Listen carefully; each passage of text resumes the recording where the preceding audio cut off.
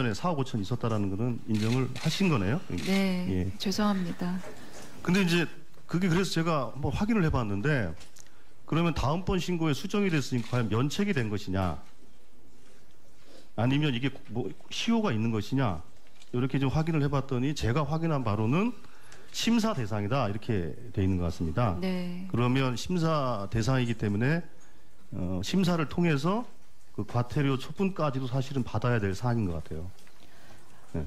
아, 제가 예. 그 점은 미처 챙기지 그런 문제이기 못했습니다. 때문에 그거는 공직자윤리위원회에 네. 한번 판단을 받아봐야 될 사안이라고 생각합니다. 예. 그렇게 좀 말씀을 드리고 싶고요. 네. 다음으로 오늘 보도를 보니까 일본이 위안부 지원재단에 10억 엔을 송금을 한다 이렇게 보도가 돼 있더라고요. 네. 예. 그래서 제가 그 후보자께 여쭙고 싶은 것은 후보자께서는 여성가족부 장관으로서 사실 그 누구보다도 위안부 할머니들을 위한 활동을 아주 적극적으로 하신 걸로 제가 알고 있습니다.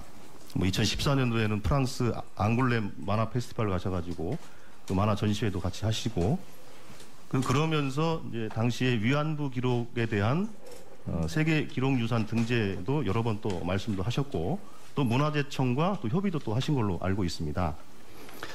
그런데 문제는 지난번 한일 협약 이후로 문화재청은 이거는 민간이 해야 될 일이니까 우리는 지원할 수가 없다라고 이제 발을 빼고 있고 물론 뭐 논란이 있지만 소녀상 철거 문제가 전제 조건이 아닌가에 대한 의혹은 계속 제기되고 있고 또 일본 당국자들은 공식적으로 또 그런 발언들을 해오고 있기 때문에 이 문제에 대해서 당시 여성가족부 장관으로서 위안부 할머니에 대한 적극적인 활동을 하셨던 분으로서 이 부분에 대한 그 생각이 좀 어떠실지 좀 듣고 싶어서요.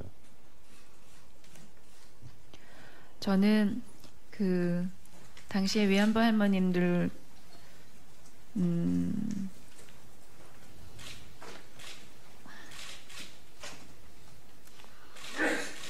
그럼 뭐 나중에 저 답변해 주시죠. 나중에 답변해 주시고요. 예. 자, 그리고 지금 장관께서 앞으로 장관이 되시면 이제 후보자로 문화체육관광 분야에 종사하시는 분들 중에 예를 들면 생활체육 지도자, 장애인 체육 지도자, 예술 강사, 스포츠 강사 등 사실은 일선에서 예술, 스포츠 지원을 하고 있는 강사, 지도자들이 상당히 있습니다. 생활체육 지도자는 뭐 2,600명, 장애인 체육 지도자 뭐 400명, 예술 강사 5천여 명, 스포츠 강사는 뭐 17,000명 이렇게 상당수의 인력들이 현장에서 예술과 스포츠 지도를 하고 있어요. 그런데 문제는 이분들에 대한 처우가 너무 열악하다는 겁니다. 혹시 그 후보자께서는 청문회를 준비하시면서 혹시 이분들의 그 처우에 대해서 한번 공부를 하신 게 있는지요? 예. 예, 그 현재 처우가 처음 제도를 시작했을 때에 비해서 나아지지 않고 있다는 점에 대해서 설명을 들었습니다. 예. 그래서 후보자께서는 그렇다면 그럼 처우 개선을 위해서 제도 개선, 뭐 예산 확보 등을 포함해서 어떠한 생각을 갖고 계신지에 대해서 한번 생각을 좀 밝혀주셨으면 좋겠습니다. 예, 그 이번에도 예술 강사의 처우 개선을 위해서 재정을 조금 더 확대하는 부분에 관해서 부처에서 논의를 한 것으로 알고 있는데 그 점은 인상을 하지를 못한 것으로 알고 있습니다. 이 점은 이 문화체육부에서도 적극적으로 인상을 하고자 의지를 가지고 있었던 점인 만큼 앞으로 국회에서 무엇보다도 의원님들의 이 도움이 아주 절실한 분야인 것 같습니다. 지속적으로 이번 내년의 예산을 확정하는 과정에서 저희 부처에서도 적극적으로 의원님들과 노력을 하겠습니다. 예, 지금 그 종사자들은 근본적인 처우 개선에 대해서 요구를 하고 계신 만큼 문체부에서는 근본적인 대책을 좀 만들어 주셨으면 합니다. 그리고 좀 전에 그 안철수 의원께서도 여쭤보셨지만은 저도 문화예술진흥기금에 대해서 좀 여쭙겠습니다. 얼마 전에 저희 그 유은혜 의원님하고 같이 이 관련된 토론회도 진행한 바가 있었고 그때 와 주셨던 그 전문가분들께 다양한 그 대안들을 제시를 해주셨어요. 그러면서 그분들이 하셨던 말씀 뭐였냐면, 이거 우리끼리 백날 얘기해봐 소용없습니다. 네, 무슨 말씀인지 아시겠죠?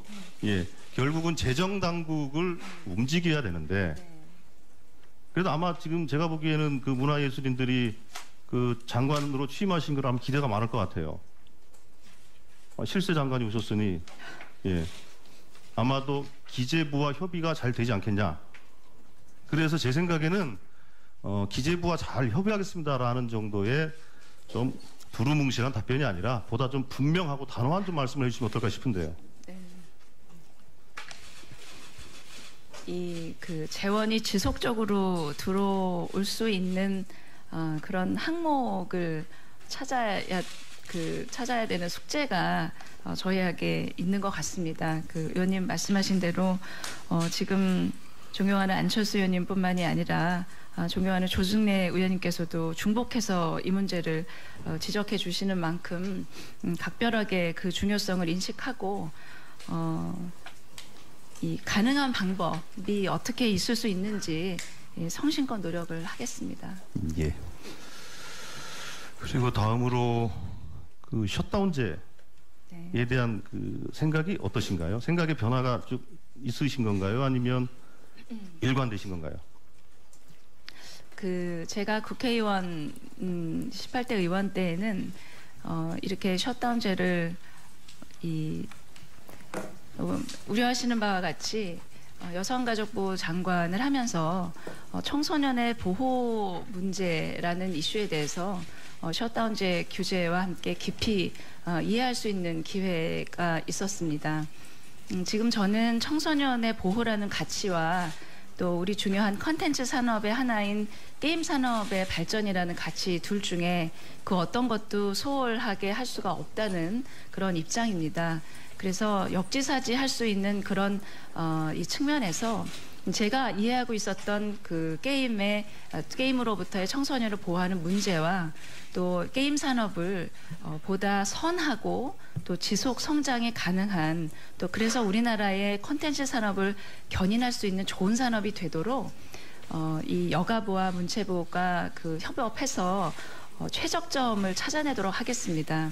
그 마침 제가 이제 설명을 들은 바로는 그 이후에 그 규제 완화, 규제 개혁에 대한 논의가 있었던 이후에 여가부와 문체부가 이 점에 관해서 지속적으로 협의체를 꾸려서 논의를 해왔고 지금 있는 규제를 부모님이 선택하면 셧다운을 해제할 수 있는 제도로까지 완화를 했는데 그것이 아직 입법화는 안 된 것 같습니다. 그래서 그게 입법이 될 수 있도록 노력하겠습니다. 예, 알겠습니다.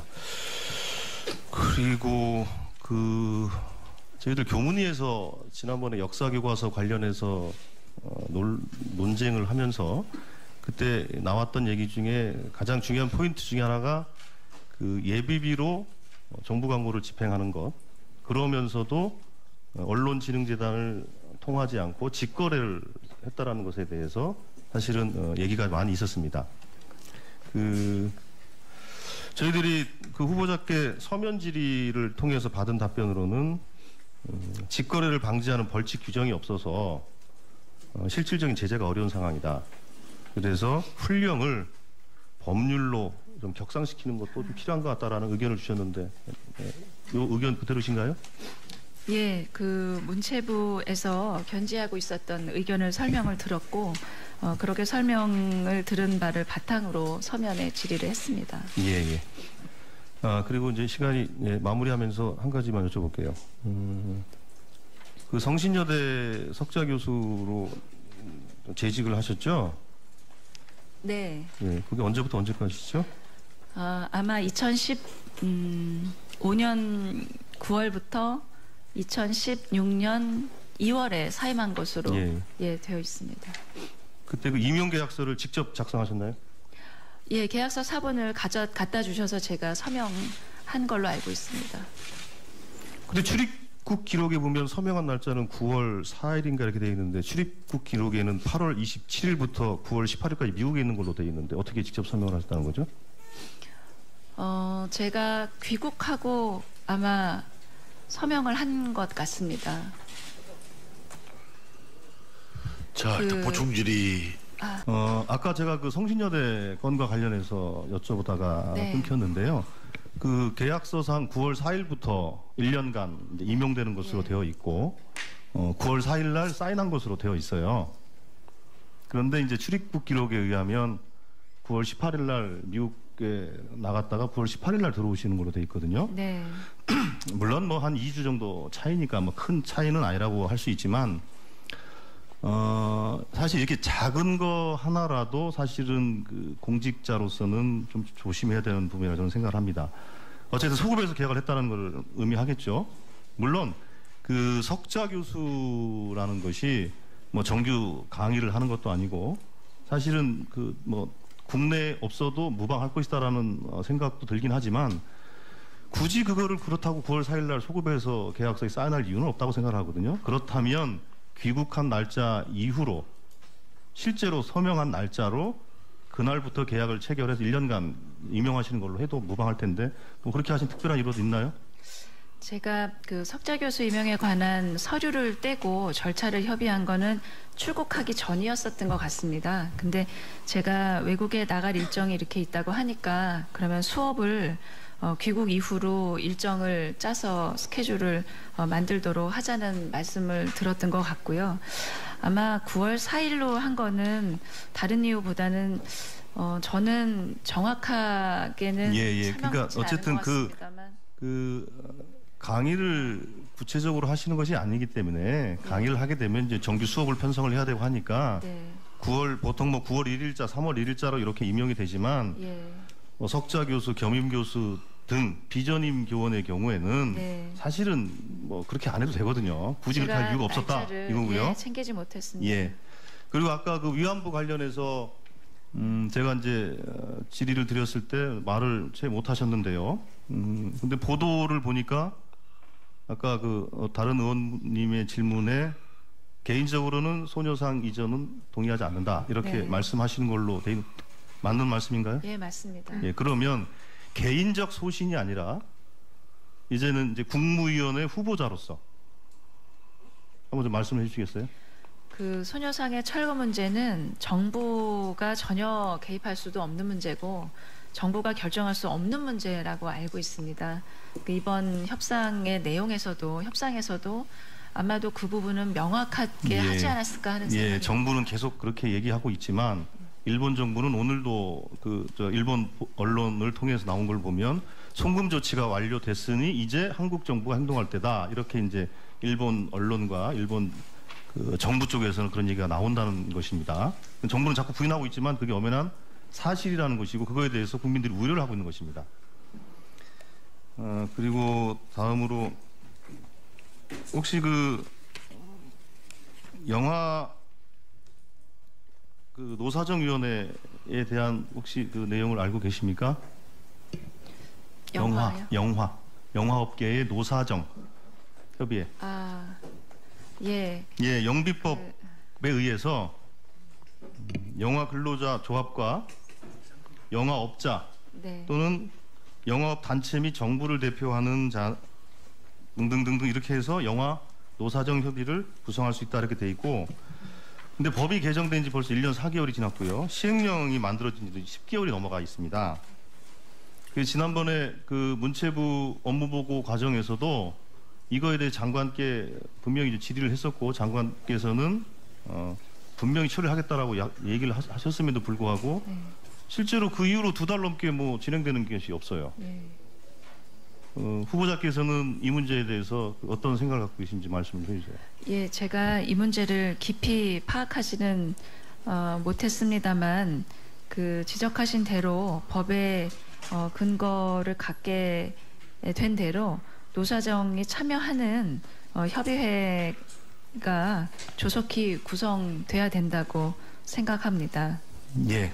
그리고 아까 시간이 1분만 더 하십시오. 예, 1분. 아까 그 다른 의원님들의 질의 과정에서 나왔지만 실제로 외국인 관광객들을 국내로 많이 이제 그 유치를 하는 것이 국내 경제를 위해서도 좋고 관광업 활성화라는 것이 어쨌든 앞으로 우리가 추구해야 될 방향인 거는 누구나 다 공감을 할 것인데 문제는 그것과 관련된 통계가 제대로 안 돼 있어요.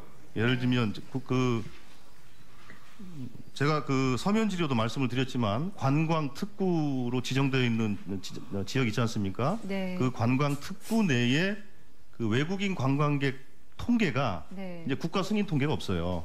아, 예. 그러다 보니까 실제로 그 문화정책연구원에서 그 뭐 지자체를 상대로 해서 조사하거나 이렇게 이런 통계로 가지고 관광 특구에 대한 외국인 관광객 대책을 세우고 있단 말이에요. 네. 이렇게 돼서는 제대로 된 그 대책을 세울 수가 없는 것이죠. 네. 그래서 후보자께서는 이 문제에 대해서도 실제로 통계를 잘 전개해야 네. 예, 수고하셨습니다.